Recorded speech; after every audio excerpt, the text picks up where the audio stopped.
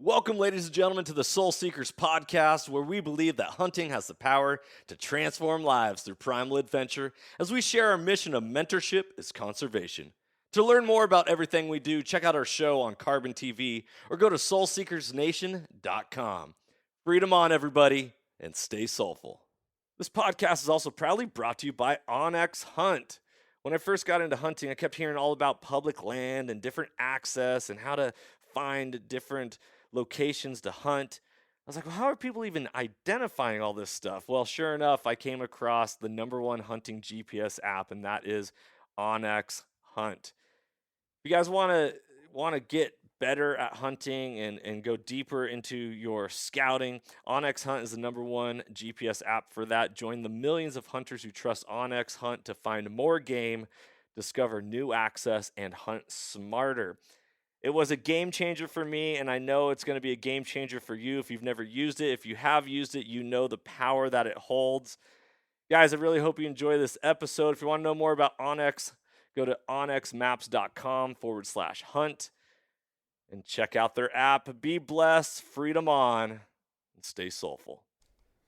Ladies and gentlemen, welcome back to another episode of the Soul Seekers podcast. I'm your host, Johnny Mack, and today I am joined by a fellow savage in the woods, somebody who has left his mark on the hunting industry very quickly in a short amount of time and is a phenomenal human being, which if you've been listening to this podcast for quite some time, you have kind of gotten to the understanding that I only bring on high quality guests to the show because it's Soul Seekers, baby. We gotta set that example. We gotta connect with the soul. We gotta dig deep. We gotta share the gospel of why hunting is so amazing and how it transforms lives through primal adventure.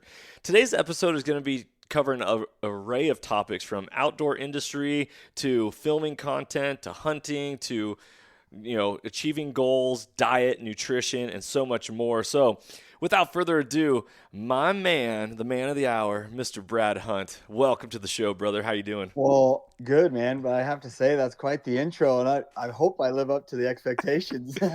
Dude, I just am blessed and love to do what I do. I'm just grateful to be able to do what I do. Oh, I love it. Being a school teacher, I always tell my students when they're sitting down, I was like, you guys are outstanding. Well, actually, you're in sitting, but you know what I mean. So it's like, Exactly. They kind of look at me like, oh, what? Yeah, what?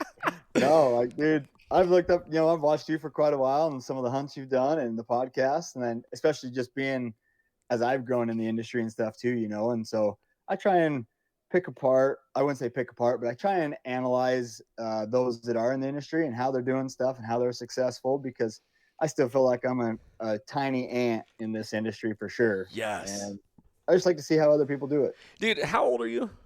I'm 35. I'll 30? be 36. 35. And so what age did you, quote unquote, get into the industry of hunting rather than being a hunter? Yeah, I mean, I would say it started in 2017, 2018. Uh-huh. I started calling in the World Championships with like Jason Phelps, Corey Jacobson, and those guys, Dirk Durham. Just got kind of intertwined into that, and then was pretty successful doing it, and then just led to friendships over time, and attending events too, like just going to Total Archery Challenge and going to like the Western Hunt Expo is a great example, just to meet people. And obviously you want to like look up to your idols or meet them and kind of be a part of that. And I've never been one to put people on a pedestal. Like, I don't have photos with anybody that I've really met other than a few people here and there. Right. But I just like to hear their stories. I like to see how they came up, how they got started. And I want to continue to learn. And so it all started by my passion of elk hunting and elk calling, and then turning that into somewhat of, I would say, as a career. And then learning a camera, having a new passion for camera work. And so cool, man. Dude, yeah. You're living the American dream. Yep. Right? This idea of I can do anything, I can be anything that I want to be. Right. Think it, manifest it, create it. We're not a product of we're not a result of our environment. We get to create our own existence, right? Yeah, right, exactly. Where did hunting fall into your journey? Was it something that you were raised a hunter? Was your father? Was it grandfather? Yep. Or what? Yep. So I would say all the above. I was super fortunate living out west. I live in Idaho, and then Idaho, Utah, Wyoming. Kind of grew up in that area, and so I was very fortunate. My grandpa hunted, my dad hunted, and that is something that my dad like really instilled in us. Our entire lives. Like any chance we could get out, we were getting out, and we did fishing and stuff too. But we never were big fishermen. We'd go on a lake or a river here and there, but I never hunted birds. I hunted pheasant when I was 16. Other than that, I never hunted any other birds. Uh-huh. It was all big game. It was mule deer. It was elk. And, I was very fortunate. I killed my first bull elk when I was 12 years old with a bow. And then Wow. the same year, right after I turned 13 in November, I killed a buck with my bow. Dude, And that's just awesome. super lucky. This is a little small 5-point bull elk, but I still have it to this day sitting in the garage, and he's tiny, but it's like, dude, that memory, I will never forget it. Because I also blew up one of the biggest bull elk, or blew up one of the opportunities at the biggest bull elk I've ever really seen. That my dad, like, he was ready to shoot this bull, and this dumb little 12-year-old kid is like, I hear crunch, crunch from the weeds behind me, and I draw and I turn, and the bull's probably like 70 yards away, and I punched the trigger and I Oh, shot like 15 yards maybe. I hit the side of the hill, and my dad was waiting for that bull to clear so he could shoot it at like 45 or 50 yards, and I screwed it all up. and he reminds you So, of it to this day all the time, I'm sure. and my dad is not as much as he probably should, because my dad's just like a good, genuine dude. Like, he's kind-hearted. He loves to have a good time, and he doesn't like think back on things. Yeah. That he doesn't hold a grudge towards anything. And again, he just 2 hours later he brought these elk into me, and I killed that 5-point right after I screwed that hunt up. So cool. And so it's like that's where my journey began, and even is like, so I called my first bull elk into my dad when I was 10. Kind of got into like calling elk, listening to elk, and by the time I was 12 and 13, I was using a diaphragm like crazy. Um, Wow. but before that, it was like a Wayne Carlton fighting cow call reed. Uh-huh. You had to turn it around backwards to blow the saliva out so it would work again. But I don't know, I found a passion in calling elk and listening to elk, and then I just wanted to get really, really good at using a diaphragm, and obviously it's kind of helped me get into the industry, and then continue to move forward in the industry as well. Man, So that's cool.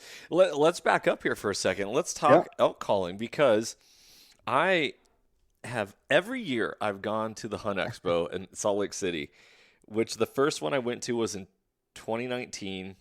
Okay. No, sorry. The first one I went to was in 2020. Then COVID happened. They Yep. canceled 2021. And then Yep. I've been there the last couple years since. Every time I go, I want to do the elk calling contest. Yep. I also don't know how good or how bad I am at elk calling, and I definitely let fear get to me rather than just hmm being courageous and being like, dude, I'm just gonna go enter and Yeah. blow and The see. thing is like with calling competitions, it's so subjective. It depends every year on, or every time, what the judges want. Yeah, There are some callers that aren't very good, I would say, that succeed in calling competitions. And there's others that sound phenomenal, like guys like Bo Brooks or Corey Jacobson. They sound phenomenal and they crush it. But other times, like Corey and I a couple of years ago at World Championships, him and I were knocked out in the first round. yeah, And everybody's like, well, Corey's like a 12-time calling champion. And it's like, hey, it's subjective. Like, it's whatever the judges want to hear, right. A And human ear, not an elk ear. correct. And I'm like, all right, I always base it off of not a dang trophy.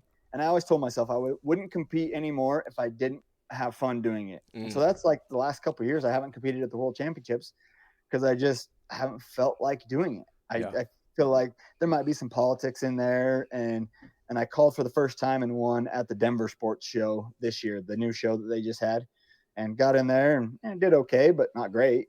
And again, it's subjective, but I always base it off of, okay, what's your success in the field on elk hunting? Yeah, And how many elk have you called in for yourself or buddies or whatever? yeah, And so I think that's like a good, if you got elk responding to you, elk are coming in, big bulls are coming in, like, you're doing pretty good. yeah. You're doing pretty good. I don't have enough experience in the elk woods to Mm-hmm. um, to like know whether or not. So my very first elk hunt I ever went on.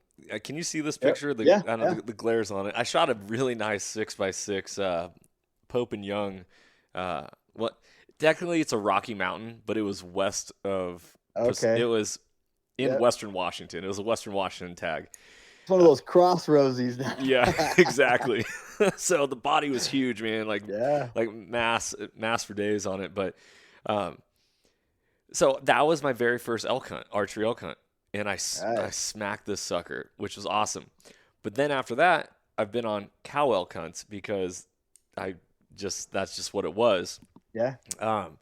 Had success with the cows, but I haven't really gotten into bulls a whole lot. I had an episode on Soul Seekers, season 3, where I drew a quality elk tag for Washington, my last year resident there. Yep. And I got on a really nice bull. Actually, I got on 2 really nice bulls, but the wind shifted on one, busted me, and then ran out of daylight on the other. And I was like, Yeah. doggone it. Anyways, that was like my first like, holy smokes, hearing that rip of a bugle in the woods, like, Yeah. like, oh Yeah. man. When you hit, especially when you hit like a rut fest where it's like, I mean, it's legitimately, you'll have 8 and 10, 12 bulls that are just going nuts, fighting each other. Cows are like, you can sneak in there so easy. Usually it's just whether or not you can get a shot at the big bulls or not. Uh-huh. But those rut fests are incredible. I mean, it's just one bull cutting another bull off at a time, and just it's cool. But the sad thing is, as much as I love elk, I'm still like 100% a mule deer guy. Like I would take mule deer all day, every day over elk. Really? But yeah, I don't know what it is, because I'm like, in most states, say like an October general rifle hunt, there's no rut. Big mature mule deer bucks are so hard to hunt. Yeah. Like they just, I don't know what it is about it, and the country they take you to as well. Like elk, I'm in some big country with elk when I'm hunting elk too. But man, when I'm up with mule deer, it's like I'm up with the goats. I'm in those nasty peaks, those avalanche shoots. Like, Yeah. and it's a chess match. It's just a game of like, I'm glassing every minute of every day, and I might get 5 minutes as the sun comes up, and I might get 10 to 15 minutes as the sun goes down, that I have a chance that I can see that buck Yeah. as he comes out of this timber patch or something, and it may take me 10 days to find that buck, and I can watch the same hillside for 10 days, and then he walks out. It's like, where's he been? But I don't know, just mule deer. I absolutely love mule deer. So I love elk hunting too, I've yet to even shoot a mule deer. I Really? have not had an opportunity to. I've seen. I've been on hunts where I've saw mule deer, but they were in land that I could not access. Right. Really nice ones. I saw a really nice mule deer on a bear hunt before season. Okay. And I was like, I'm going back for that. And then I moved states and never got to it. And then I've only seen little dinkers, like little forking horns and stuff like that. It's like, okay, man, like give me something symmetrical, nice 4x4 with eye guards and call it good. We've seen some big deer. So I'm going to show you this one there, Mr. Mack. That's a good buck that I killed a few years ago. Woo! He's just under the 200-inch mark. Like, dang. What's the spread on that? So he's actually only 29 and a half wide. He doesn't break 30, but he's just a big timber mountain buck. Yeah. He just got like big fronts, and again, I just love mule deer, dude. And I would say, like, all the hunting I've done, whether it's bear or elk or mule deer, I did have a sheep tag, a Rocky Mountain bighorn sheep tag in 2021. I ended up not killing a ram, but my brother did. But after hunting, like, all over in Alaska and Kodiak, Alaska, and Arizona, Mexico, I think my top 3 animals to hunt would be mule deer, and elk are probably number 2, just because I have to say elk hunting. But I would say these stupid little tiny coos deer in Arizona and Mexico. I don't know why, but I love hunting coos deer. Is it because your stock game has to be on point, or is it because your glass game has to be on point? I think both. I think, if you're hunting with a bow, obviously, like, any coos deer buck is an accomplishment. Yeah. And I mean, I haven't killed any giants with my bow, but like the biggest buck I've killed is like an 85-inch coos deer, which is a great coos deer with the bow. Right. And then I shot that pretty decent buck this year in Mexico. But it's like, if there are 3 things that I could hunt for the rest of my life, it would be, I would say sheep because the sheep bug is real. Mm-hmm. And I would put mule deer and coos deer kind of in the same category, but I think I got to choose mule deer. But then, dude, wolves. Like Yeah.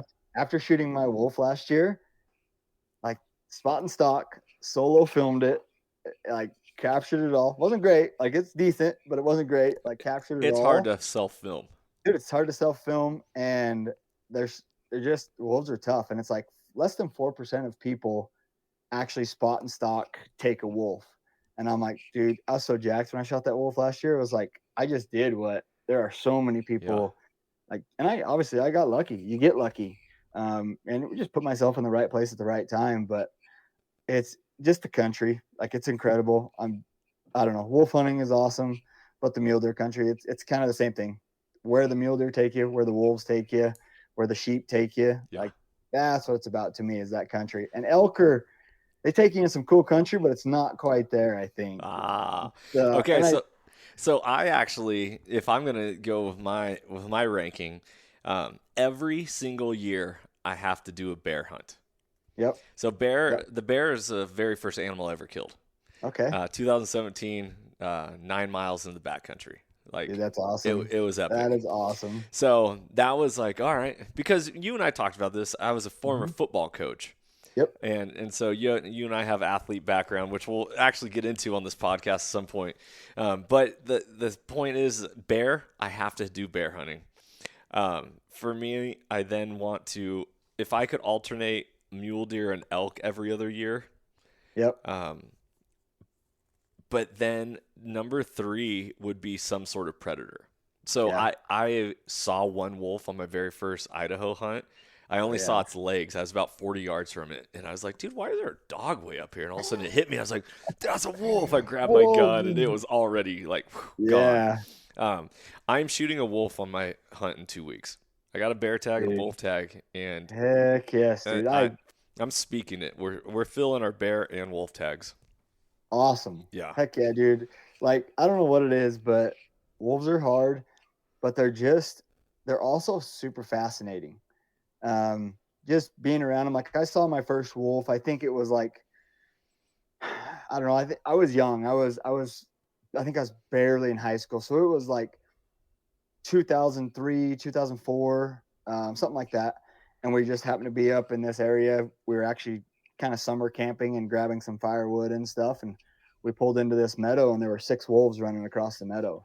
Wow. And I was like, dude, those things are cool. And then in 2009, they opened up the season to hunt them. And we hadn't seen that many wolves in areas that we were hunting. And sure enough, us dirty dogs, we didn't have tags. And we saw there were 7 wolves that came down this trail. They went below us and we were like, there's always like, oh, let's shoot, but then we're like, we don't have tags. So I went all the way back to town as fast as I could, come back, got our tags. And by then the wolves were disappeared. Like they cover country so fast Yeah. that it's just like, well, that didn't work out. And so every year now I'm like, if you have an opportunity to have a wolf tag in your pocket, they're cheap, put one in your pocket no matter what. Yes. Because it's like, there's a 1% chance you're going to see that. At least you'll be ready if you do see it. Oh, yeah. I'd never want to live with regrets, right? No. I don't have that tattoo, no regrets on my chest. Right. Exactly. Exactly. So, no, I totally. So, you shot a wolf last year. Mhm. Did you try any meat? We were going to, but we had bear on our minds. Like I saved a quarter. I actually still have a quarter in my freezer, but we have yet to actually like break it out because our goal was like, you know what? Let's cook it how we cook the bear on the mountain. Mm-hmm. Let's get the bear fat. Let's render it down. Let's throw some nuggets in there and then put some Tony Chachere's on there, and let's try it out. But we were getting our butts kicked when it came to the bear hunt last year. One, we had a ton of guys show up in our spot. 2, it turned off like overnight. The highs were in maybe the 40, high 40s to low 50s. And the next day it turned to like 82, 84 degrees. And the bear just disappeared. Yep. And we struggled. So like the last thing on our mind was trying wolf meat. We were trying to get bears down. And then like one quarter it spoiled because it was just sitting there. But obviously you're not required to take the meat out. So it's not like it's a big deal. Yeah. And they tell you not to because of the parasites and the trichinosis and whatever else that you can get with wolf meat, Yeah. But yes, I would like to try it. Eventually I will try it There you just go. because I'm curious. Okay. But never have. Gianna Sadly. Waller, a good friend of mine, Mhm. she's killed everything under the sun. Yeah. She said, she's like, I will not eat wolf. Yeah. She's Yep. like, Like, I mean, I don't know if you saw Randy Newberg and those guys when they ate the wolf.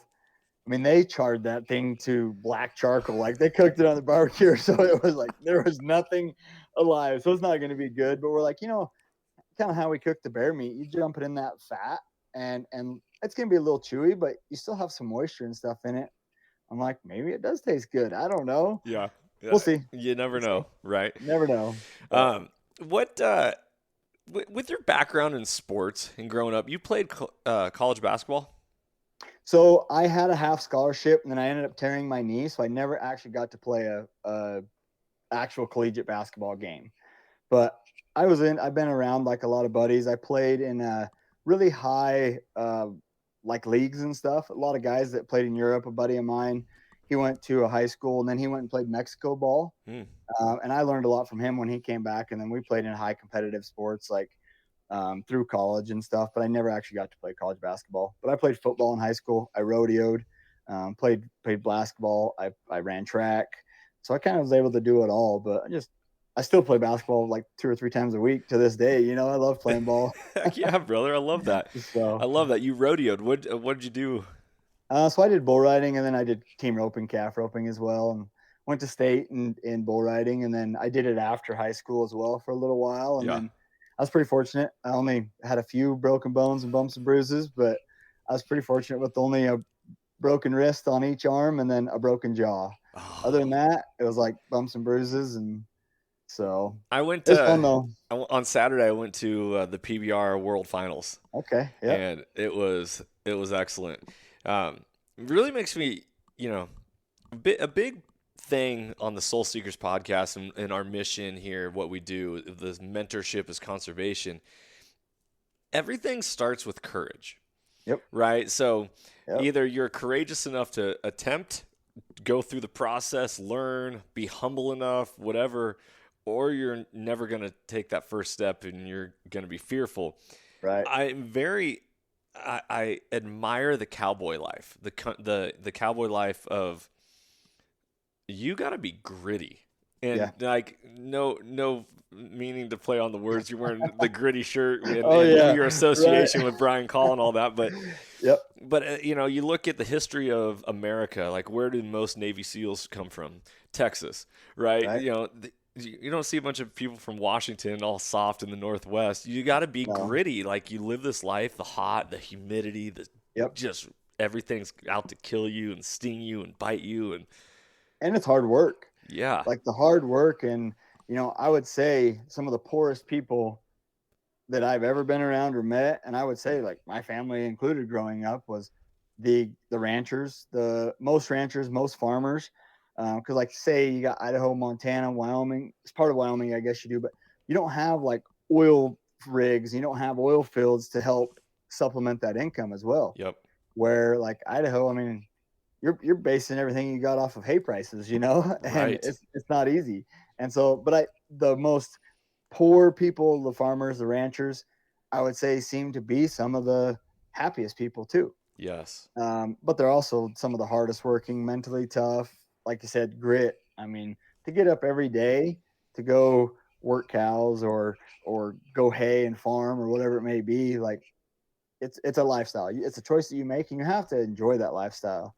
And it's not easy to do, but again, it just takes determination and grit every day to get out there and I'm going to go do hard work. Yeah. I found about people like that is they know their worth. Mm-hmm. They know what is to value and that is something that I think is really missed in modern day society, is that absolutely there is no true value associated to a lot of stuff. Like, oh, why do I need to read a book? I can Google something. Why do I need to actually know that? I can always go to the internet or these other resources, which is cool for the speed of it. But at the end of the day, no one holds their own knowledge. No one is grounded in their identity, what they stand for, what they believe in. and Yep. and all that. So, um, I don't, dude. I wrote a book. I have not released it. I'm going to be releasing it at some point in my life. But the opening line of it is, "I've always wanted to be a cowboy, but I've never ridden a horse." Right. And this whole idea of like, I've always had these goals, these aspirations, these dreams, and yet I never was courageous enough to say, I'm going to go do that. Mm-hmm. Today's the day. No more Yeah. pushing it off till tomorrow. Um, I feel, seeing you really blossom in the outdoor industry, I feel like you are that courageous soul. You are that Well, person that's like, dude, let's just go for it. my wife will probably, she doesn't like it all the time because I kind of like I think because of my work ethic. I will say this. I think because I grew up ranching, farming, my work ethic, um, I would say it makes me a little more careless is not the right word, but it may be courageous or whatever, but it makes me take more chances and to do what I want to do because at the same time I'm like, if it doesn't work out, like I'm gonna go do something else, and if I need to make some money, I'm gonna go make money. Like I don't care. I'm not gonna make these millions of dollars, but I'm gonna make enough money that I can support my family and live a good life. And it's like if this thing doesn't work out, I'm gonna move on to the next thing, and I'm just gonna keep pushing and pushing. Right. And I think that's kind of how I got started with Gritty too. You know, it was like he saw my work ethic. He wasn't paying me, and I was at that time I was working at the railroad, and I'd met him at a couple total archery challenge shoots and stuff, and we got to talk and had some friends that were basically what's the right word? We all kind of knew each other in this circle, and I just happened to be getting to know Brian more in that circle. Mm-hmm. I had these acquaintances and stuff, and I basically walked up to Brian and was like, "Hey, dude, I'm working for the railroad. I'm down here in your area. If there's ever an opportunity that I can start learning some camera work and some editing, I'd love to, like just to test it out." Yeah. And he's like, "Well, I can't pay you anything." He's like, "But you're more than willing to come by the office, do it." So I would work my regular railroad job, and then at 7:30, 8 o'clock at night, when I finished up there, I'd go to the office and hang out with Brian for a little bit and learn some editing, and I'd stay there till 11 or 12 and then go back to my work at 5 o'clock, the next day on the railroad, and I'd repeat it. And Brian noticed, he's like, he continually keeps coming back, like, and he's hungry for it, and he thought I was just going to come for a few days and then leave, be done. Mm-hmm. And I kept being persistent and learning and being hungry for it. And I think he found out I was a good elk caller because he had a good elk tag that year, Hey, yeah. So he's like, maybe I should keep him around. And that's what it ended up being. Like, I went out on his first 5 days of his hunt because it was an area that I was familiar with. And I was supposed to kind of learn the filming, but it was super thick, timbered country, not great for filming. And by the end of it, I was just being a caller and calling bulls into him. And he ended up, later on in the season, he ended up killing a great 6-point bull. But it was like my passion for hunting, but then also my work ethic, again, is what really got me started in the industry. And I still do that to this day. Like, I'm always trying to learn something new. I read more books now than I ever did growing up. Like, whether it's business books or entrepreneurial or like fitness books, or, you got your David Goggins out there, you got your Cam Hanes, and it's like, suck it up, you pussy, Right. Right. And so I listen to those a lot on the mountain because it's like, when you're 9 days of a 12-day hunt, you're missing the wife and kids at home. You're missing the hot shower, the warm bed. It sucks out there. Mm-hmm.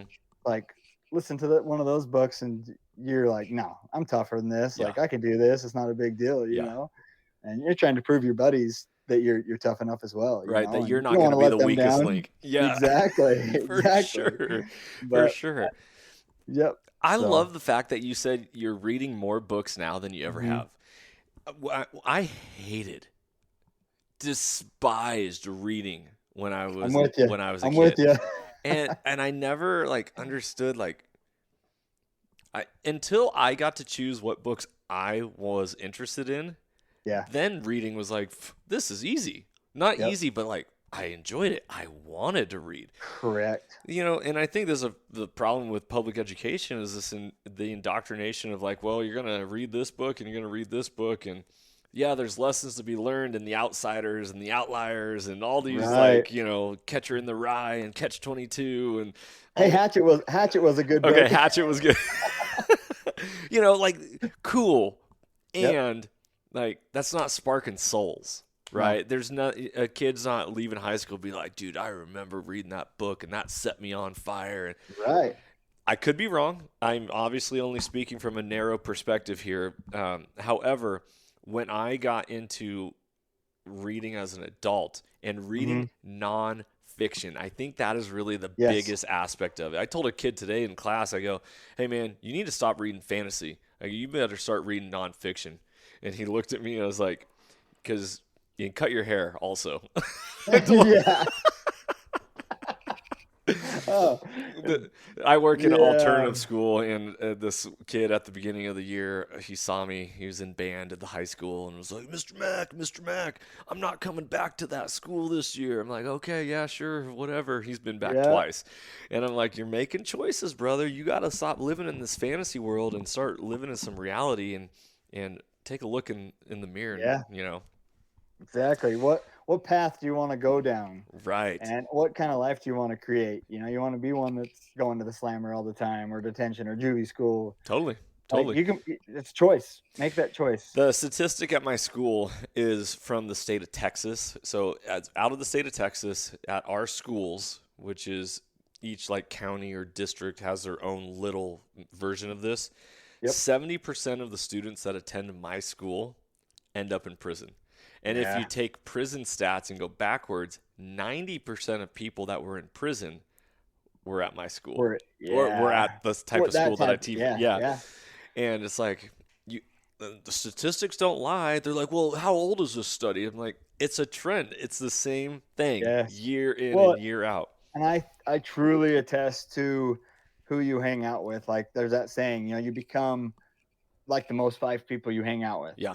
Or most like the five people you hang out with, and I truly believe that. And so I've really tried to put myself in, because I there's very few people I hang out with Hmm. anymore that are like my age or younger. There's Yeah. a few, like one or two here and there, but dude, I'm hanging out with like 45 and 50-year-olds. Like I don't know what it is, but take Bryce Bishop from Peaks Equipment. Yeah. I I look up to that guy so much when it comes to a family life, the person he is, an entrepreneur, his business mindset.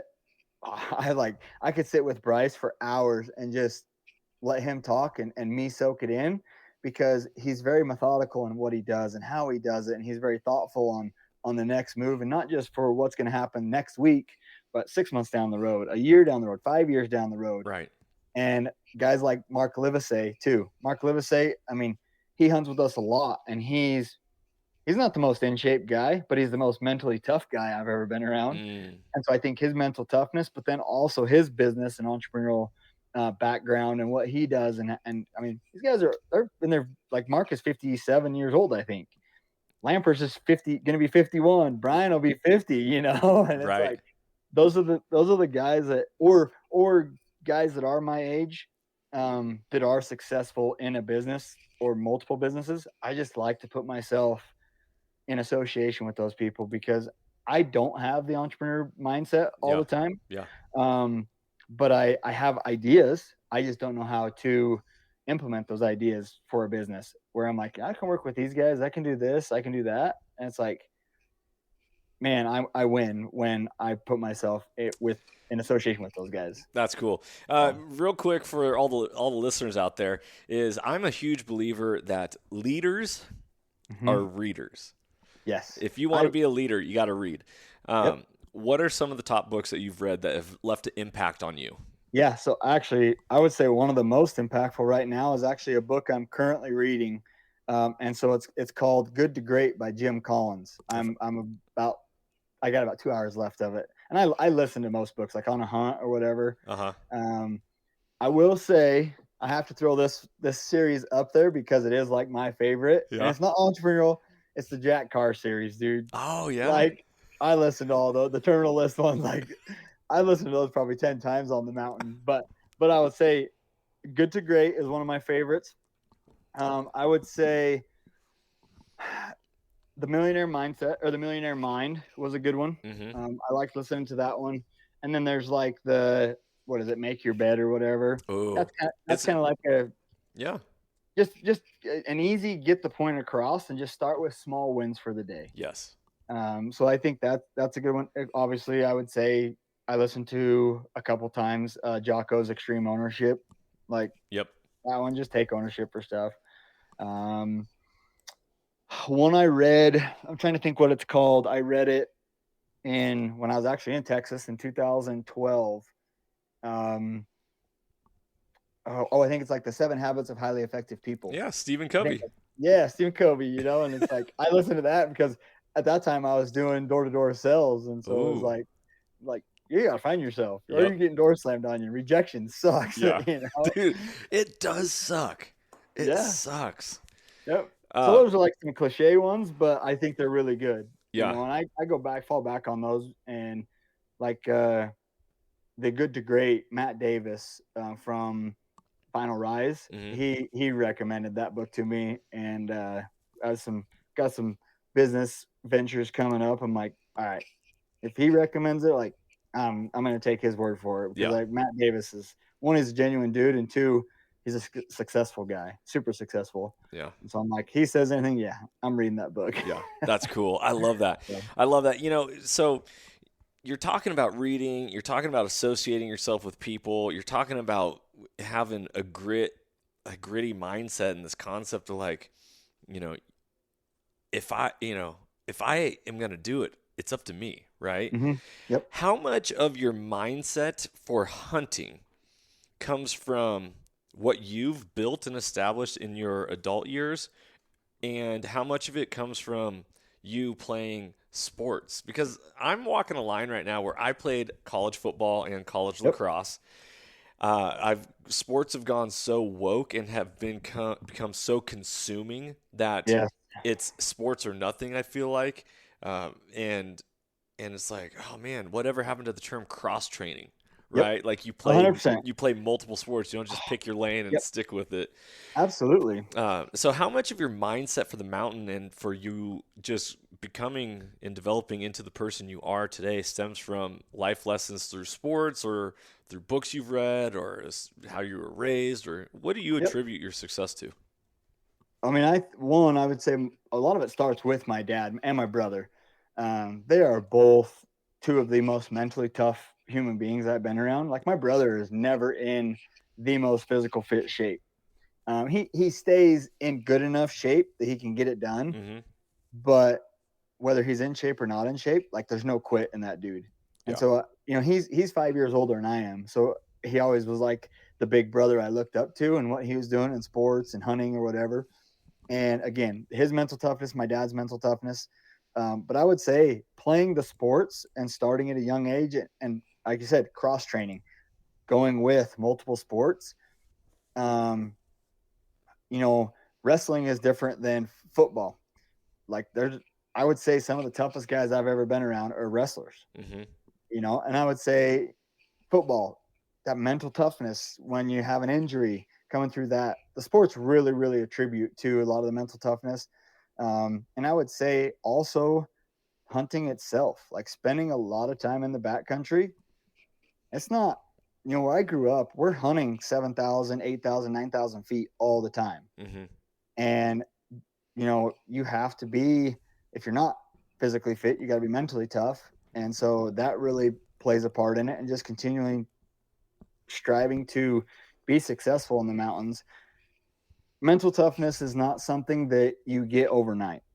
I think the mental toughness is different than discipline.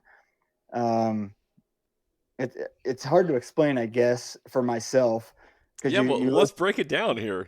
yeah, like I'm trying to think how to word this, because the mental toughness is just making yourself do it.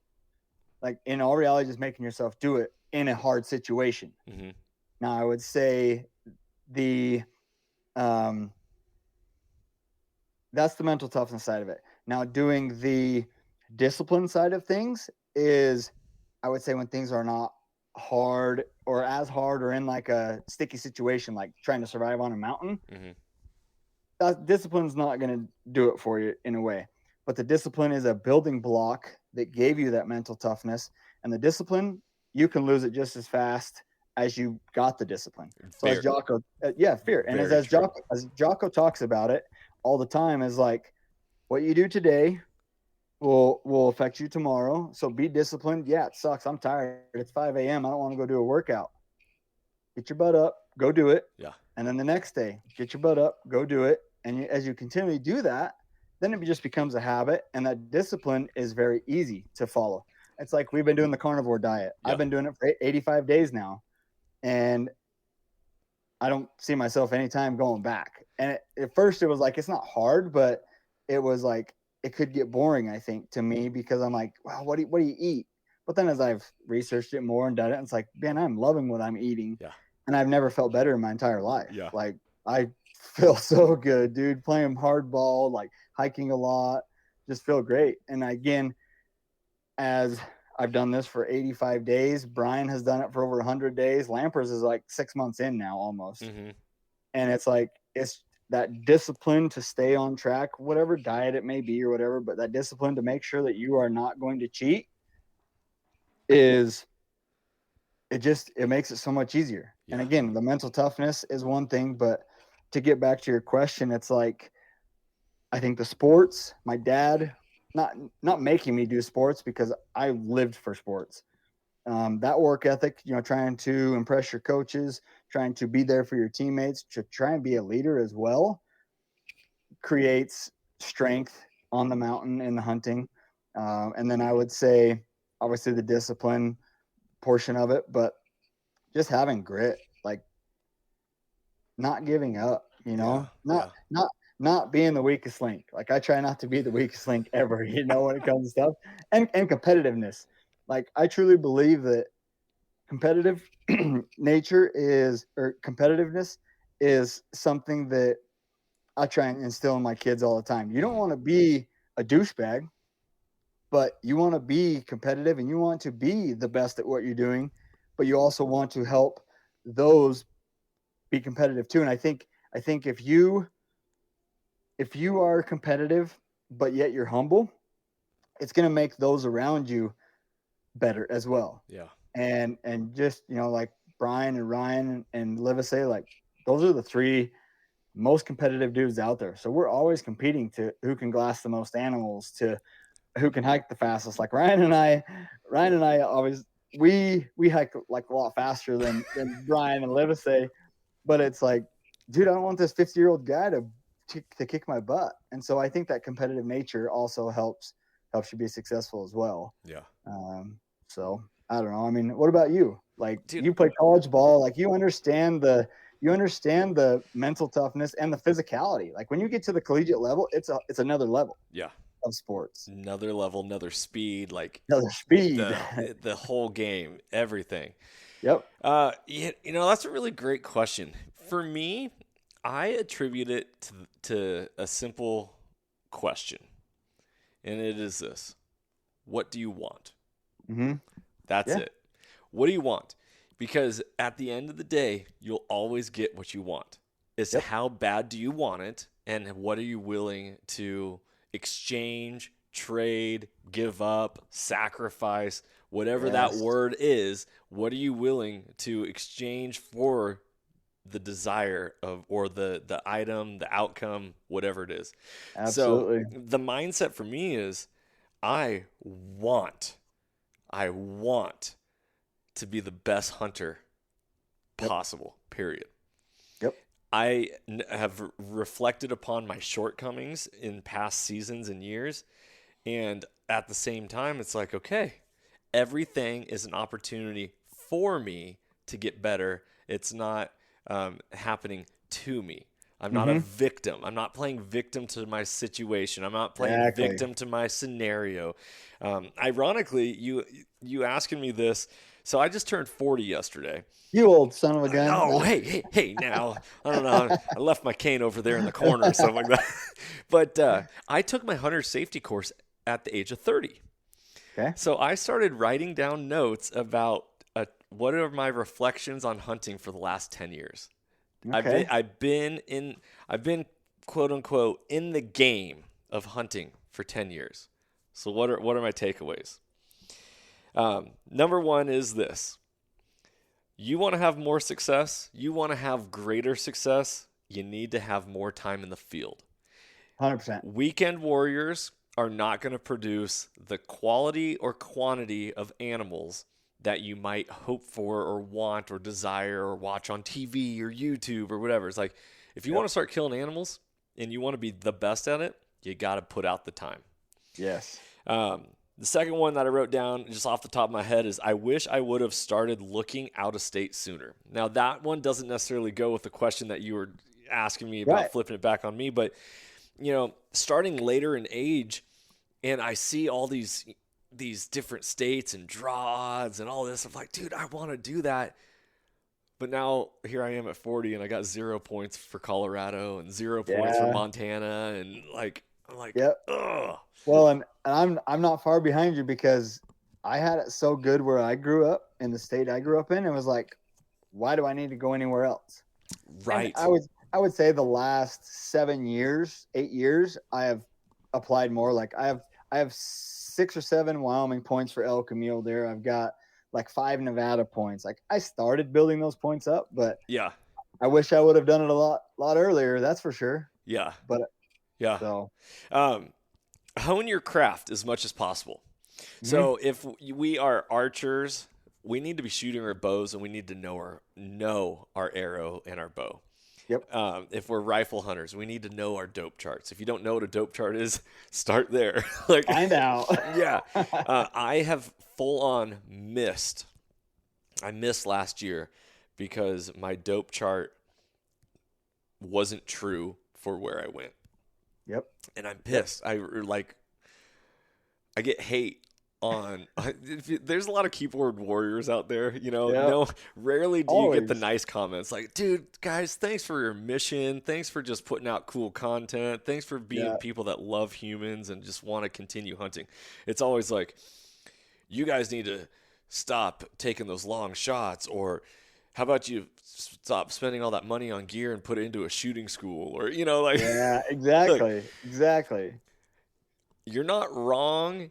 And you could be nicer. Exactly. Like, I don't know. Anybody that is super successful, I want to add this. Anybody that I have found that is super successful in whatever it is they're doing. So let's take the hunting industry. Mm-hmm. The most successful hunters in the hunting industry, not one of those guys is ever going to badmouth anybody. They are not typing on the keyboard bad-mouthing somebody. Yeah. They're raising those guys up. Yeah. Or people that you do miss or whatever. They're raising them up. Yep. They're picking them up. And again, you'll never find somebody that's a super successful hunter in the industry, especially bad-mouthing other hunters. Yeah. On their mistakes. You gotta. I was always learned that you want to be around people that build you up, not tear you down. Right? Yep, exactly. Ironically, I'm reading a book right now. It's called The Game of Life and How to Play It. Okay. Okay. Super small, short book. Like if you were to listen to it, it'd probably be under 2 hours. Right. Like very small. It's like pocket-sized book. Originally published in 1925, and it's never been out of publication. And the whole concept is that for you to realize that life is a game. So enjoy the process and play it to the best of your ability. Yeah. Okay. What was it called again? The Game of Life and How to Play It. And How to Play It. It's a yellow cover book with a ladder on the top or front of it. That's the next one. Okay. That's the next one. I will say this. If you're going to listen to it, it's going to be a heavy listen to. Like you're going to have to listen to the book a few different times. Yep. I was raised in the Christian church and I am raised on the Bible, and so I know a lot of the Word of God and what's in that. And what it does is it takes anecdotal evidence and experiences and the Bible, and it puts it together, and it talks about the conscious and the subconscious and how we speak and the energy that we, are attracting, law of attraction, and like all these different things. It kind of just puts it together, and it's like, hey, if you are going to live with a scarcity mindset, you're going to be expecting to be spending a lot of money and not having a lot. You Exactly. want to live with an abundance mindset. The Bible says, ask and it shall be given, knock and the door will be open, seek and ye shall Exactly. find. Well, it starts with how we speak, it starts with how we act, but also our subconscious, our thoughts. If Yep. we're in our head being like, oh man, I don't know, it's probably going to happen. It's probably gonna happen. Exactly. So 100%. um, I always like to, like, first off, speaking on this, I'm shooting a bear and I'm shooting a wolf on this hunt. Bam. Um, my very first spring bear I ever killed, and it was the one that was in 2021 Badlands Film Fest that we took third place in. I got behind the gun and I got my crosshairs on it, and I said to myself, "Dead bear," out loud. Yep. Yep. Trigger press, bam, and I was like, "Yeah!" Yeah. It just came together. It was. But if you're gonna expect failure or prepare for the worst, hmm expect it. Exactly. And there's like, I don't know if you've ever seen the little girl that's standing in front of the mirror and she's like, she's like hyping herself up and she's telling herself she loves herself and all this stuff. I'm like, dude, that is so true. Like if Yes. you were talking like that in your mind, on your own, like you're gonna live it. You're gonna live through your thoughts. I truly 100%. believe in that. And so it's like when you have pure good thoughts, you're gonna live a pure good life. Like when you're thinking about building a business and making money, you're gonna see those opportunities pop up in front of you. Yeah. You're thinking about drugs. Guess what? You're gonna find yourself in a crappy situation. Like I guarantee it. Totally. So, Totally. like, In the Bible, it talks about, uh, be ye perfect as your Father in heaven is perfect. mhm, And so often within the Christian narrative, I hear, oh, well, God's the only perfect one, and, blah, blah, blah, sin. And, right. it's like, well, dude, we're made in the image of God. So Exactly. therefore, if if he's perfect, we're made perfect. So it's not that we are walking in failure, like, oh, I'm not good enough. It's judgment. It's how dare Yep. you. It's no, I get to control my thoughts. I get to Mhm. control my speech. I get to control how I show up in this world. And through that, I am perfect. Exactly. Through how I show up each and every day, that is the greatest gift that we get to do, is we get to love ourselves, and then through that love humanity, because we're putting Come on. good out into the world, not bad. And guess what? Repentance is put there for us Yeah. so we can strive for perfection. Yes. Like, yeah, we aren't perfect. We can strive to be, we aren't perfect, but guess what? We can go back and we can repent and we can get back on the right track again Yeah. and take that correct path to where we need to get to and do better every day. Yeah. All your goal is, and I try and do this, I tell my kids this, I don't really care what the situation is. I just want you to be better today than you were yesterday. Mm-hmm. I don't even care if it's a 0.5% or 1%. Yeah. Just be better today than you were yesterday. And you look down the road in a year, 5 years, it's like, look how far you've Yeah. come. Yeah. Like Kobe Bryant used to talk about it all the time. And he's like, I just want to be better today than I was yesterday. And he's like, if I spend 3 hours today shooting the basketball and I do that for this amount of time and the other guys only spend an hour, well, at the end of the year, guess what? Look how many more minutes of basketball time I got in training Right. to perfect my game. It's the same thing in life. I really believe in that. Are you familiar with Malcolm Gladwell's 10,000 hour rule? Yes, and I love it. Because I truly believe in that. And I will say this, as I have watched Brian over the last Brian Call with Gritty and the YouTube, I would say watching him over the last 4 years, basically going on 5, editing film, like his films were decent back in the day, but how quickly, how methodical, how easy filmmaking comes to him and the end result of his films, I'm like, that is a perfect example of the 10,000 hour rule. I mean, he's got so much time behind it. Like I don't have that amount of time making a film. I can't make a film like he does because I don't have that time and experience and failure in there. But it's like, whatever you are doing, 10,000 hours, obviously more, is you're going to master that. Yeah. And you become great at doing that. I went to high school with a girl, her name, Krista Colburn. Shout out to Krista if you ever heard this podcast. She believed in that 100%. Hmm. And for her, it was softball. And Okay. her goal um, was to be a U.S. Olympian on the U.S. softball team. She ended up getting a full ride scholarship to UCLA and ended up being the one person out on the U.S. Olympic team. Oh my gosh. And she told me about this. We had a conversation one time, and she was like, "Yeah, I 100% believe in that rule." She goes, "You don't have to be." This is she didn't say this. This is actually a quote from my father. You don't have to be great to start. You just have to start to be great. Exactly. You know? 100%. Like, dude, those are words to live by. Like, absolute words to live by.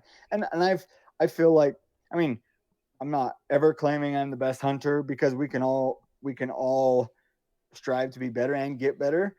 But like last year, I spent 104 days on the mountain last year. And it's like we get asked all the time, how do you go on solo hunts for so long, 10, 12 days at a time? How do you stay in the backcountry so long? And it's like, well, one, we've done it so much that's like we are super comfortable. As long as I can find food, I can find water, and I can, stereo pen that water or whatever. Like we could stay out there 365 days a year. And the gear nowadays is just so good too. Like Right. solar panels and rain gear to the teepee to this wood stove. Like we're thriving back there. Yeah. And we don't think about it. And again, I think it's the same thing. You take a basketball shot, you work on that continually. It's like you don't even think about how you're shooting anymore. It's become second nature. And that's kind of like us in the backcountry. It's just second nature. Now the hunting is always hunting. There's going to be failures no matter how good you are, Right. but Right. all we can do is strive to be the best hunter we can be, and put ourselves in those situations, as you said, as your number one, days in the field. Like Days in I the don't field. care, man, whether it's 10 days on every hunting trip. Like we always talk about, give yourself more days, you'll be more successful. Yeah. So And so this leads me into my next question for you because oh man, I'm going to pause here for a second. I want to collect my words because it's so impactful for me. okay. And we only know what we only know. So unless people ask this question, you'll never know the answer. From Yep. the outside looking in, when I saw people on YouTube, hunting shows, podcasters, social media, whatever, it's like, dang, dude, being, I'm going to use the term professional hunter, that seems like so cool. Yep. And from my perspective, it looked like either everyone had children who were out of school and old enough, didn't have kids, or did not have successful marriages. Mm-hmm. Um, did you ever think like that? Was that ever like on your? Absolutely. And I still think about it to this day. Like that's always a struggle with me right now is I got three boys, 10, 7, and 5 years old. Oh, And so like awesome. they're in sports. They do baseball, they do football, they do basketball. I haven't let them do soccer much because I'm not a big soccer fan and they aren't either. Because it's a communist sport. It's a communist sport. Absolutely. but I struggle with it every day. And I think it's like, when I'm home, my biggest priority is I want to be present. And I Yeah. want to be there to help support them. Yes. But but I always joke around because I look at a lot of the guys I hang around with. So I take Brian Call, Ryan Lampers, Brian Barney from Eastman's. I'm like, those guys are super successful because they all have daughters. None of them have boys. It's like it's different. And so it's hard for me. It's really hard because there are a couple football games or a couple baseball games or whatever that I have missed. And I'm like, gosh, dang it, I should have been there. I'm not coaching my boys. So it's hard. But at the same time, it's like, I would tell my kids this, and you look at, Kobe Bryant, you look at Cam Hanes, you look at Michael Jordan, they dedicated their lives to what they wanted to be great at that time in life. Now you look at Cam right now, he's thriving. His kids are doing great. But I would say, Truett talks about it all the time. There's a point like their dad wasn't there during those times or whatever, Yeah. but it did make their life a better life. Cam got all his partnerships and his business stuff rocking and rolling, and it's like now they're great. It's you have to choose what you want to do. Now I would say where I am struggling is, do I want to be the greatest hunter out there? Do I want to try and do that? Or do I want to be the greatest dad out there? Yeah. I don't Yes. know. And so it's like, obviously I want to be the greatest dad out there, but I still want to pursue my passion, because I'm always telling my kids, pursue your passion. Like, find what it is that you want to do. And yes, you're going to have to make some sacrifices, some major sacrifices. Mm-hmm. And sadly, sometimes it is family sacrifice when you want to pursue your passion, Yeah. whether it is a sport or hunting or whatever. You're right. There's going to be those sacrifices. And so when I am home with them, when I am in those moments, it's like I'm there. I make sure that, we're doing stuff as a family. We're sitting down at dinner as a family. We are going to the events as a family, Yeah. Yeah. and just making sure that I'm there to support them too, and because obviously they support me, my wife supports me in doing what I'm doing, Totally. So I don't know. It's always a hard avenue to go down, but if you want to be good at what you're doing, like, again, there's sacrifices that you have to make, and Mm-hmm. but everything happens for a reason. Yes. Like, There's it no really does. coincidences. There's no coincidences. And it's like, I feel like, as I grew up hunting and I grew up elk calling and stuff, it's like, that's what I'm good at. Yeah. And I found what I'm good at. So that's what I'm going to pursue. Cool. I was okay at sports. I was decent at sports, but I wasn't an NBA basketball player. I wasn't going to make it to the NFL. Totally. And so it's like, well, that switched real quick. And I was like, maybe I can be a professional hunter, Yeah. And I'm not a professional hunter. I'm just very fortunate and very lucky to get to do what I do each and every day. Yeah. And it's a blessing. Dude, I totally agree with you. I'm absolutely blessed. I look at my journey within really 2017, where I killed the first animal, to now. That's what, 8 years, 7 years. Yep. Like, I've grown and learned so much, and I wouldn't call myself a professional hunter because I'm not doing this for a living, but I can tell you that if I wasn't doing all this content that I'm doing, I wouldn't be able to hunt. Because of how expensive it's gotten and different partnerships. Exactly. Like, it helps, like I had moved to Texas, and a hunting lease costs money. Right. Where's that money coming from? Well, better keep podcasting, better keep, like, Exactly. like, because I don't know if I could steal, and I at my financial point in our lives, like, steal from the family, even if it's to provide food for the family. It's like, okay, well, how much meat do I need to take in to make the payment of that lease have the same value? Right. And in hunting, everything comes down to values. Like, how do we value wildlife? Yep. Dude, I commend you, brother, for having 3 boys. I also have 3 boys, 9, 7, and 4. Yeah. And it's like, it's a struggle. Yes. It's busy. And so doing my journey of learning how to hunt, I also was raising kids and little babies, and it was hard on my wife, and it's getting easier, but that was a challenge. And so I'm like, man, how are these other people doing it? And this is where the comparison is a thief of joy. Yes, absolutely. When we start to compare and we put our eyes on other people and other things rather than what we want and our goal, then our joy gets taken. Yes. And it's so easy to do. And this is where I'm talking about being perfect in our thoughts and our how we show up, is because we get to actually control that. We have the ability to say, yes, I'm going to look at that or think about that or desire that or envy that. Or be like, okay, I have what I have, and let's make the most of it, and let's get there. Right. I also believe in an and life, not an or life, right? It's not this or that. It's this and that. Yep, exactly.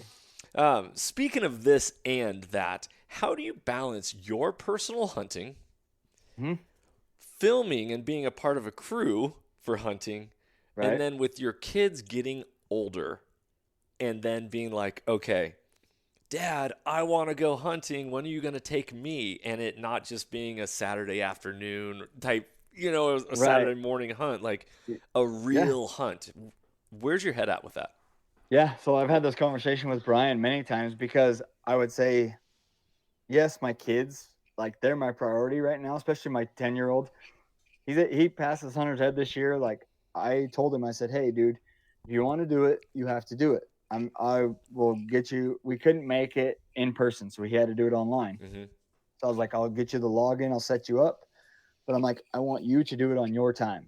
If you want to go, and I gave him a date. So the youth turkey hunt opened on April 8th. I said, you have to have it done before then so we can get your tag and you can go hunt on April 8th. He did it. He did it on his own. And so like that transition period is now I'm like all about my kids. But where I want to balance it is, yeah, I still get to do my hunts. But what I think about a lot is I still want to hunt with my dad. And as I go back and have this conversation with Brian a lot, Yeah. my dad's 61. He's not spring chicken anymore, you know, but he's still able to go pretty good. And so I'm like, these next few years, like Brian and I, we've kind of planned out. And I think it comes down to, say in my position, I work for somebody. It comes down to having those conversations and laying out a plan, because I've told Brian, like, okay, you got this really good elk hunt here. I've got this really good elk hunt. We have this elk hunt together. Those are hunts that, yes, we are going to focus on. We film, we do. But then I'm like, okay, over here, I want to go with my dad. I want to go in October with my son. Like, I could care less to pull the trigger. And as a business standpoint, it's probably not the greatest thing, but I'm like, I don't care. I want to, and especially now that I see it in my 10-year-old, when he killed that turkey, dude, I never thought I could get the shakes over a dumb turkey. Uh-huh. I've never killed a turkey in my entire life. And I just never, we didn't know turkeys were around. And when he shot that turkey, dude, I was shaking like a leaf. And so that, cool. that just like really, really confirmed that, like, okay, now it's his time. And so balancing it, I think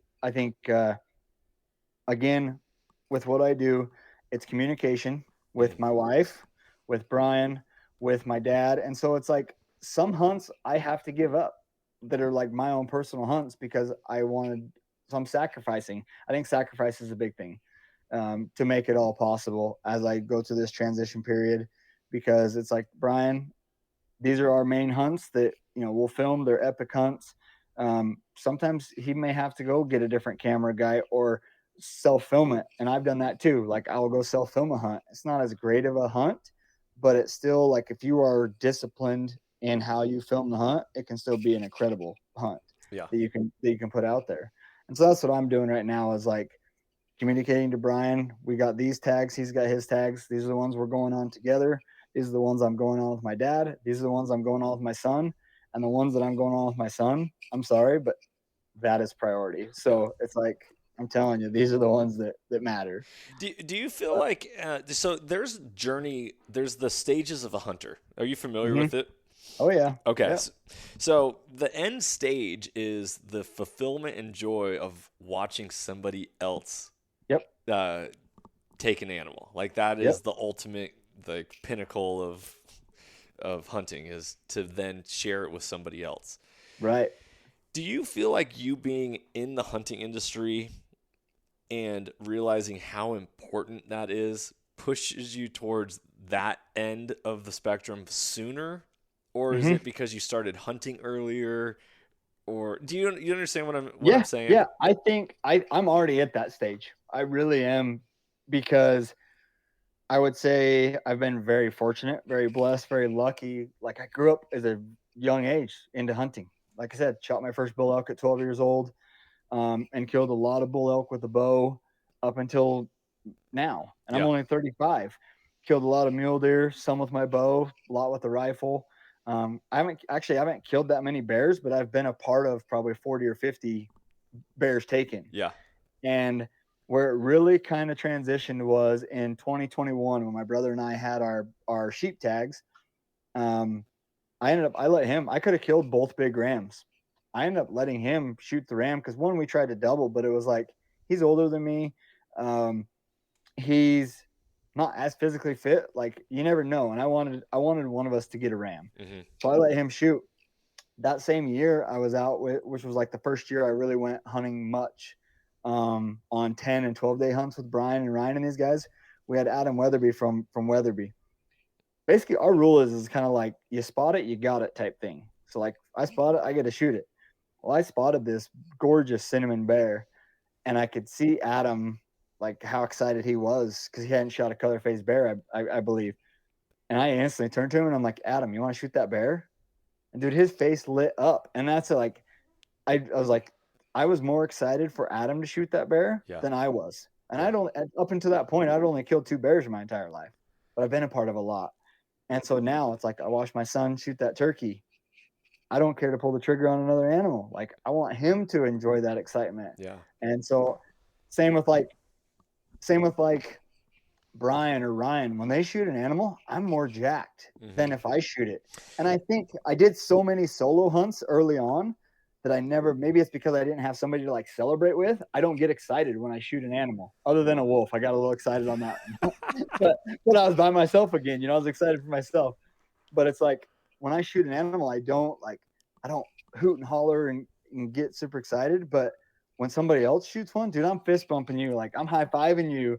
And I may hug you. I don't know, but I'm not a big hugger, but sometimes I do. And it's like, I'm a huge hugger, man. Dude, I get so excited watching somebody else take an animal. And again, I could care less to pull the trigger. So let me ask you this then, because my whole shtick, I'll say, I don't know if that's a good word to use for this, but my whole motto, creed, everything that Soul Seekers is founded upon is this idea of mentorship is conservation. You want hunting to last for generations to come, you got to invest in the hearts and lives of other people. Yep. I find that I have a hard time getting traction for what I'm doing because it's less about the end game of the trigger squeeze and the dead animal, and it's more of a heartfelt mission for humanity. Right.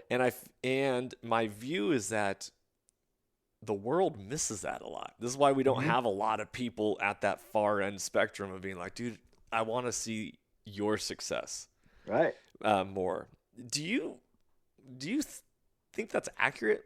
Do you or? Oh, absolutely. Like, I would say because I have been fairly successful in hunting, it comes easier. Like I do want to see more people succeed. Now, say business side of things, I haven't been this super successful entrepreneur. Like I haven't dove down that much. And so I'm being a little greedy. Like I want that success for me, Yeah. but on other stages of my life, like I said, the hunting or whatever it may be, I want to see, and I still always want to see those around me succeed just as much as I do. Because when they succeed, I succeed, especially those that I'm associated with, Yeah. I feel like, and it just makes you a better person in reality, in my thought.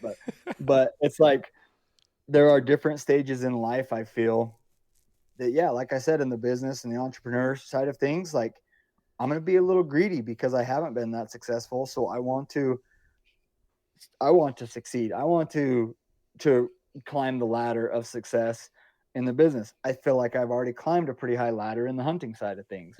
And so I think you progress in different stages of different avenues of your life is really what it is. Yeah. And it's just keep grinding it where you want to be successful and make it happen. Dude, Brad, you're a cool dude. Like just saying, like, I'm attracted to humans that can go deep and can reflect. My brother, he coined the phrase inward reflection leads to outward correction. When you can inwardly reflect on how you're showing up, how you're acting, how you're thinking, how you're speaking, how you operate, then you can then think on your ways and then adjust them to where you want it to end up being. You spend a lot of time in your thoughts, don't you? I do, a lot, actually. Yeah, like I really do. And I also think being around like pretty successful people in hunting, in business, in marriage or whatever, I look up to people in different avenues. Like I said, Bryce Bishop, I look up to him in everything that he is and everything that he's done. But I look up to like Brian Call because when it comes down to filmmaking or podcasts, whatever, like he has been successful and he will give you constructive criticism, and it's how you take that criticism. And so I think about it. It's like, oh shoot, like I just screwed up he chewed my butt. And it's like, if I'm getting my butt chewed, I probably deserved it. There are times that maybe you don't. Guys can flip, but most of the time, like if you're getting a butt chewing, you did something wrong. Now, don't let it happen again. Correct it. And so I think about that all the time as like, I don't know. I think I'm a people pleaser in a way. Like I want to make people feel good, but I also want to show them like hard work. And so I look at when I was on the railroad and stuff, it's like whether I was a foreman or I was a laborer of a gang, or a work group as they call it. It was like I was going to work hard no matter what position I was in, and say I was in a foreman position and I was working hard. Well, then those guys below me or next to me are working just as hard, And Right. and again, I think taking constructive criticism goes a long ways. And like I said, I think about that a lot when people give me constructive criticism. And so I'm like, all right, I want to get better. I try and get better because I'm not perfect. I fail at so many things, man. I fail a lot. Like I fell with my kids, I fell with my wife. And so I take that into consideration every time. And it's like, okay, again, be better today than I was yesterday. And just continually try and strive for that. And sometimes there's hiccups in the road, Yeah. And you fall back, and now you got to start back over. Instead of being at 70%, you're starting over at 60%. So now we got to work back up to 70%. Yeah. I went through a leadership training that is probably the most impactful thing I've ever done in my entire life. Took multiple weekends, flew from the state of Washington down to San Diego. And the thing wasn't cheap. And it's not everything that costs a lot of money is worth it. But I will say this, the first part of what this leadership training taught me was that I am of value and I'm worth investing in. And so a lot of the times that the price tag on this wasn't necessarily because that's how much the course cost, but it was to show that us are worth investing in. Right. And it was like, whew, talk about a total head game right there. Oh, absolutely. Like you could do this, you could tailor this towards the hunting industry. Say a camera guy in the hunting industry. There are hundreds, probably thousands of camera guys that are way better at a camera than I am, but they haven't hunted that much. And they don't have that much hunting experience. And so it's like, yeah, again, they're a much better camera guy than I am, but they know, or I know when it comes to especially bow hunting, like I know when to move. I know what I can get away with. I understand like when Brian's sneaking, I can sneak. I'm kind of actually hiding behind the guy I'm in front of, where again, guys that are very good at a camera sometimes screw stuff up because they're trying to get the shot as a hunter, Yep. But I look at that and it's like, as you say, your worth, figure out what your worth is and believe in that worth that you have, because you become a value. And as you get experience, as you gain knowledge, as you gain familiarity with those that you look up to, like your value will increase as long as you keep striving and working towards that. Totally. And if you're not going to vote for yourself, why would anyone else vote for you? Exactly. I always listen, and that's like, Brian, that's where I feel like I'm a little indifferent because Brian has allowed me to still grow Brad Hunt through Gritty. Because I always think about, if you're not building your own empire, you're building somebody else's. Right. And I feel like, if I took it to like social media, I could do a lot more on social media. I could try and blow myself up, but I'm like, I don't care about social media, to be honest. Right. So I'm just like, whatever.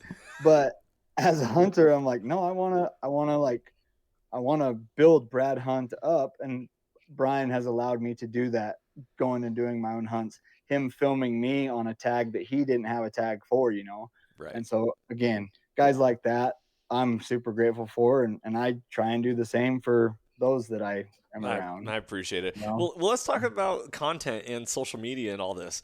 So there is a huge push that I find comes more from, I'm going to say more like the liberal left. Not that it has to be a political thing. It could be the conservative right also. But from my perspective or opinion of what I see it from, it comes from the side that views life much differently than how I view it. There's a lot of hate on there on social media about promoting hunting and and putting out content and killing for content, and I mean the list goes on. Do you feel like you ever get hate specifically because of what you're doing? And then how do you go about your thought process on all that? Yeah, I mean, like when I killed my wolf, obviously, wolf is a very controversial Yes, extremely animal. polarizing. Yeah. It's very polarizing, you know. And there's those that are like, dude, you just killed a wolf. But then there's that, and it's not much. And I feel like I have tried to do a good job of like filtering who I follow on social media, who I want to associate with, who I want to do things with, because I want to keep it positive. I don't want the negative crap that if you have a bunch of negative crap on your Instagram, and you are, you know, a keyboard warrior, you're on these forums typing and talking out crap, you're gonna that stuff's gonna be on your social media and in your life all the time. Hmm. Where I try and not have any of that. I try and avoid all that. I try, but like when I killed the wolf, I got a lot of hate. Like I wouldn't say a lot, but there was like 10% of people probably were like, I can't believe you killed a wolf. I'm a hunter, but I would never kill a wolf. Oh, I can't And stand so that. that right there like pisses me off because, you know, a wolf, for example, it may only kill 10 elk a year, but most of the time they kill more than that.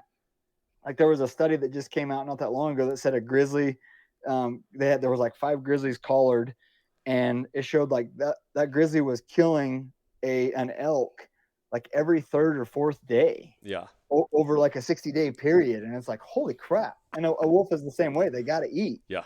you know, and we're fighting for the same thing. Like I'm hunting elk, a wolf is hunting elk, but I got a lot of hate on that, and it was one, I don't care. I don't respond to them most of the time, unless I would say 1% of the time they really like push a button on me, and then I just go all out.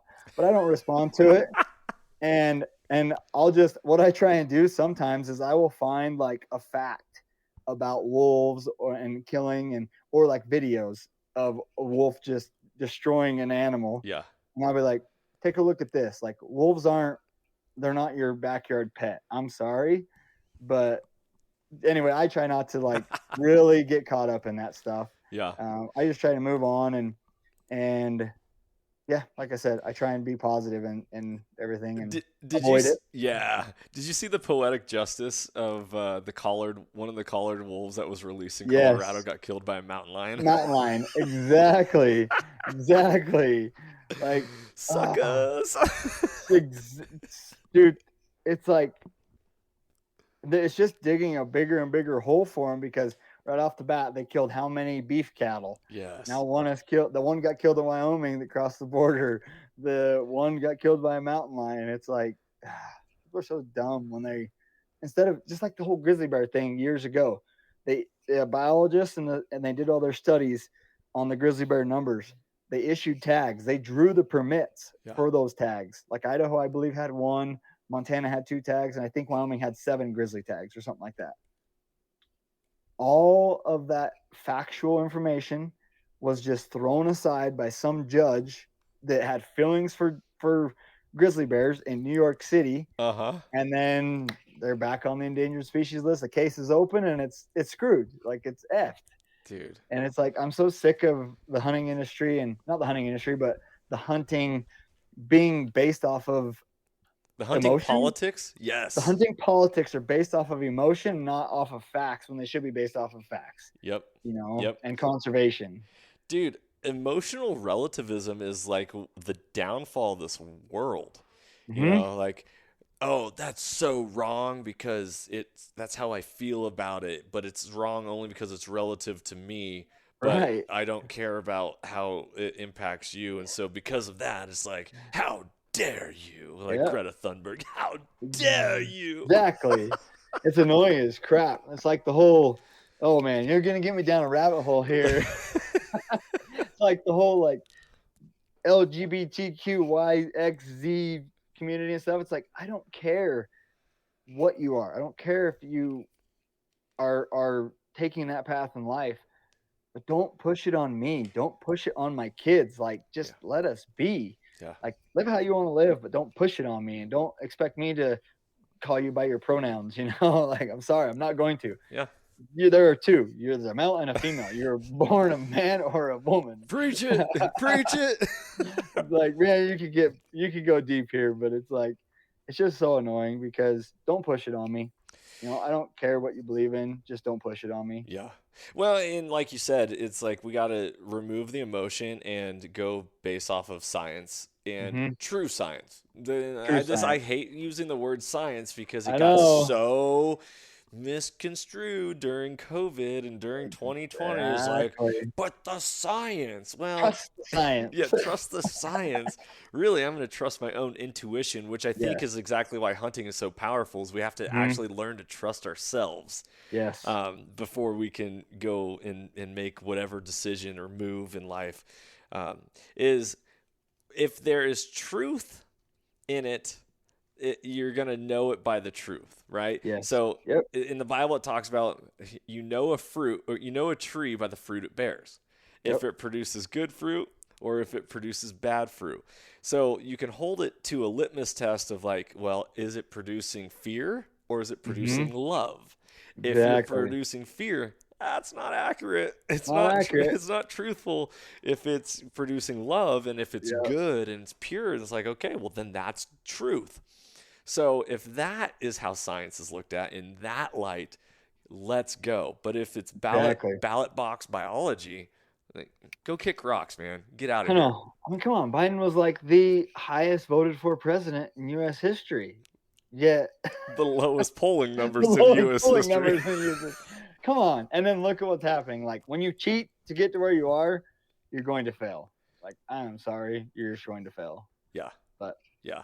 that's another rabbit hole. Dude, well, just for the sake of time, I feel like you and I are going to have to do another one of these in person on Yep. on a hunt. I would love to, dude. Let's do this. Let's have fun. I want to ask you this final question because I have so many more that I want to go down and ask you, but let's wrap it up on a high note. What has hunting done for you? Oh What man. like because I remember we want to spread the gospel of how Mhm. cool and powerful hunting is at transforming lives. What has it done for you as a person? I have this conversation with my wife all the time because she grew up in a family that really didn't hunt that much. Like every now and then they'd go on a deer hunt. And so I always tell her, and I truly believe in this, like hunting is not something that I just do. Like hunting is not a hobby to me. Mm-hmm. Hunting is an absolute passion and is an absolute a part of me. Like it has built the Brad Hunt that I am today. Yeah. Um, when you're out in the field for 10 days, it's raining, it's storming, it's cold as crap. Like it's made me tougher. It's made me appreciate the things at home, the bed, the hot shower, the warm food that my wife cooks, like the love that my wife gives me, like when I get home, greeting me at the door, my kids, like the appreciation for life and the simple things. Hunting has really, again, made me appreciate those things and the camaraderie, like the people I've been able to associate myself with in the last 5 years, being a part of this industry, if you want to say, is man, I have met some incredible people, Yeah. and I've made some great friendships. Like there will be lifelong friendships forever. Like Totally. Totally. no matter what, nothing's gonna come between us. And I same thing as sports. Like I think sports does that too. Your baseball teams, your basketball teams, your football teams. Like when you're in the trenches with those dudes, and military, when you're in the trenches with those dudes, like they're lifelong friends. Like Mm-hmm.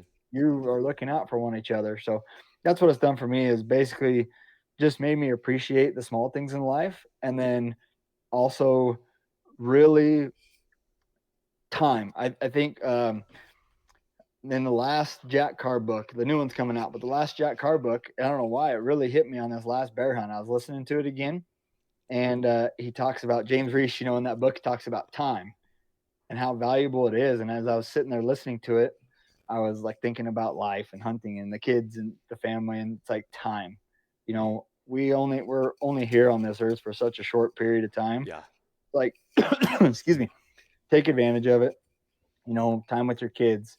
Just the hunting has made me appreciate that time with my kids way more. Throwing the baseball with them, teaching them things, and they teach me stuff too. Like they teach me patience for sure. Yeah. Yeah. But but I just think appreciating the little things in life and the friendships that come with the hunting industry, like it's taught me everything. And the closeness with my dad. Like I know if we weren't so big into hunting, like I probably wouldn't have as close a relationship with my dad as I do to this day. Like, cause he has such a passion for it and he instilled that in me. And so I'm trying to do the same thing with my kids. And so far it's getting there. It's starting to work. Like my kids want to go hunt a lot. So I'm like, yes, but just, it's helped me find my passion for what I want to do as well. Yeah. So anything, if I could close with, a recommendation to someone else, like your passion may not be hunting, but whatever it may be, just go for it, pursue it. Like I did in the hunting industry. I had never ran a camera before 2019. Wow. And here I am today, and man, I love it. Like I've tried to grow. I started working for a YouTube channel called Backfire in 2020, and I wouldn't have been able to do that without Brian's help doing the internship and stuff. And then I was able to run that channel. When I left, they were at like 256,000 subscribers. When I started, they were at like 8,000 or 8,600 subscribers. Yeah. And then I worked at Everly Stock. And so it started a new passion. And again, the friendship that I have with Brian will be a forever friendship. So, cool. And he's obviously helped me through my life and to get to where I am today for sure. Man. So. See, and that just goes to show, like, if we as hunters, as a community of hunters, can articulate how it's transformed our lives, it's going to make the largest impact in this world, more than any sort of conservation dollars spent. It's like, hey, you want to beat ballot box biology, then you need to start spreading the story of how it's impacted your life. Exactly. Yep. I look at like with the hunting industry, there's a lot of guys that are up and coming, and I would say I'm still up and coming or whatever, but I don't just give my phone number out.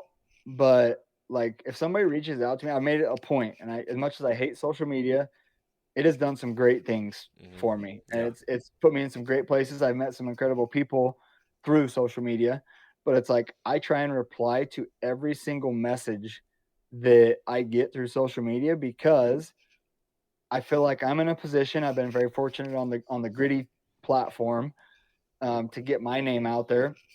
But I'll get these questions, and every person that reaches out to me, like I make it a point to get back to them, answer their question, or give them advice or whatever it may be. Because at the same time, like I was that person when I was trying to get into the hunting industry. And so I was like, if I can help somebody out, great, I'm going to, Yeah. But dude, good for you, brother. I'm like I said, I'm honored that you've been on this show. I'm honored that you are on now the list of epic people that have been guests on the Soul Seekers podcast. High regard right there for you, brother. Dude, you're crushing it. And I love watching what you're doing, and I love the energy and just the person you are. Like, we don't know each other that well, but it's like when we ran into each other at the expo, it's like, dude, like, I don't know. I just appreciate what you're doing for the hunting industry. And, like take guys like Hal for wildlife, or Dan, I forgot his name, Dan Bates, I believe, for like Colorado wildlife and stuff. Yeah. It's like, I'm not that good at that stuff, but I like and appreciate what they do. And I think you do a very good job, Randy Newberg as well, like the conservation for hunting and stuff, and getting the message out there. You're one of the few guys that does a really, really good job. I would say, like, we're not that great on our end. Like Brian and I, we're not that great at doing it. We're so focused on making a good film that an anti-hunter or a non-hunter can watch and feel like they don't get offended by anything. I think we're trying to do a good job at that. I think we did a pretty good job with the bear hunting stuff. Now we're trying to do the same thing with the wolf stuff. Like Joe Rogan mentioned our wolf hunt on his podcast a couple months ago, and he was like, it's great. Like there's nothing cringy about it. The dudes are awesome, and it's a hunt you can enjoy and you learn a lot. And so like, I just think guys like you do really good with the conservation and the film side of stuff too in the podcast, but you're really good about, educating and the conservation. And I want to get better at the education and the conservation side of things too. So again, I follow you. I listen to Randy Newberg a lot. I listen to John Stallone a lot from How, because you guys are very knowledgeable and very good at what you do. So I love it. I love it. Dude, you're a stud. You're a stud. Well, brother, how can people find you? What content do you have coming out soon that you want to promote that people need to be on the lookout for? Yep. So Brian and I, we just released a new Gritty YouTube channel. It's called Gritty Films.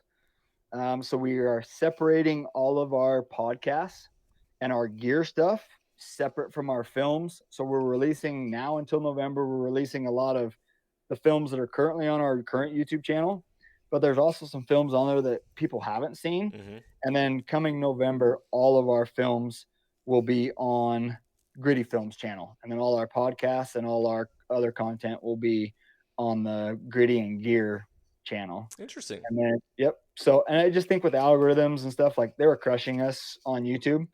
And like we barely started the Gritty Films a few weeks ago, and it's already at like 9,000 subscribers, maybe a little more. And we're getting 20, 30,000 views on our films. And I think it's going to grow both channels when we kind of separate the films and the podcast. Cool. And then I Instagram, like, as much as I hate it, it's an easy way to get a hold of me. I hate it. So, yeah, but I also like it. Like I said, I try and filter out all the crap, and I just try and see the good stuff on there. Beautiful. And the positive stuff. Beautiful. Well, that's a good reminder for us to do. Like, I value people in my life. So yep. It is the one time I do like to use the word privilege. It is a privilege to be in association with me. And everyone should think that about themselves, right? Not that it's not arrogant. It's right. My time is valuable. I have limited hours, time, in years in my life, just like you do. So who I spend it with or how I spend it needs to be important. Yep. So, yeah, you hold yourself in high regard. Yeah. So Instagram is just Brad_W Hunt. And then find me on the Gritty page. I love it. With Brian. I love it. Well, brother, thanks for coming on. Guys, if you like this episode, make sure to go share it, subscribe, give it a thumbs up, give us a rating, leave us a review. All of that helps push out the mission of Mentorship is Conservation. Remember that hunting has the power to transform lives through primal adventure, and that you can never outgive good, as it is the greatest legacy of love that we can give and leave for the next generation. Brad, thank you for being an amazing guest on the show. Everybody, thank you for tuning in this episode. If you want to hear more on different topics, please make sure to go connect with us on social media or go to the Contact Us page on our website. While you're there, don't forget to check out the online shop. Pick up some Soul Seekers swag. Go get yourself a Mentorship as Conservation sticker. Put it on your water bottle or gun case or gun safe, whatever. And just remember that you get to be the change you want to see in the world. If you want to see the good in the world, then you need to start being the good in the world. You need to start thinking about the good in the world. You need to just everything around it, just like we talked about in this episode. Thank you so much. Remember that it is up to us, and it only takes a spark to start a fire before we set this whole world ablaze with love and a love for hunting and a passion for outdoors and wildlife and wild places. Be blessed, everybody. Freedom on. And as always, stay soulful. If you enjoyed today's podcast and want to support the show, you can always like, share, subscribe, and leave a rating, as it helps us share our mission of Mentorship is Conservation. Thank you so much for tuning in and being a part of Soul Seekers Nation as we transform lives through primal adventure. If you want to get more connected with the podcast, check out the Soul Seekers Nation Facebook group, as I look forward to connecting with you on the next episode. So stay tuned and stay soulful.